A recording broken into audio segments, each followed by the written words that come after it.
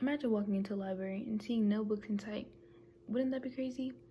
Hi, my name is Nadine McLean, and today I'll be talking to you about the pros and cons of how libraries are not going to be replaced by ebooks anytime soon.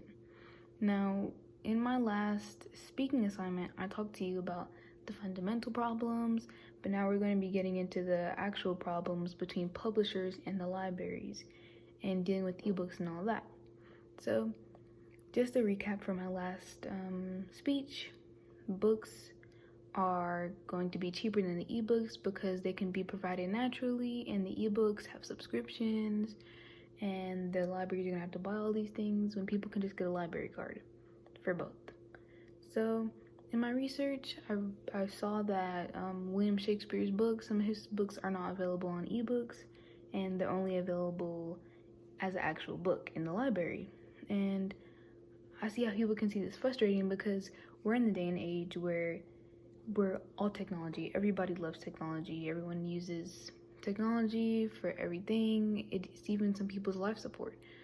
And I feel like they want to mend it together with the people who like actual reading. And I feel like they can come to agreement, and so that everyone can be together and talk about ebooks and books all together. And when doing my researching, the books can be donated. Ebooks cannot be donated. And I feel like that's a good thing because books have been passed down through generations, and I mean ebooks can be too, but due to recent studies that I found, libraries are getting paid extra by publishers. I mean, they're getting their money taken because after they pay a fee for getting their ebooks, if they run out of the certain amount of copies that they have, they're gonna have to buy a new publishing lease, and that costs more money. And libraries are free for everybody. Like, people can go in and go get a book. But if the libraries have to keep paying these subscriptions, then they're going to have to be set to a certain level because that's going to cost them more and more. And since the library is already free, they don't really get much funding. And I feel like the publishers are benefiting more than the libraries because they're getting more money for getting off extra copies. And big companies are going to start directing their sales towards customers because they're realizing if they don't sell to the customer like how they want it, they're not going to have business. And that's not what they want.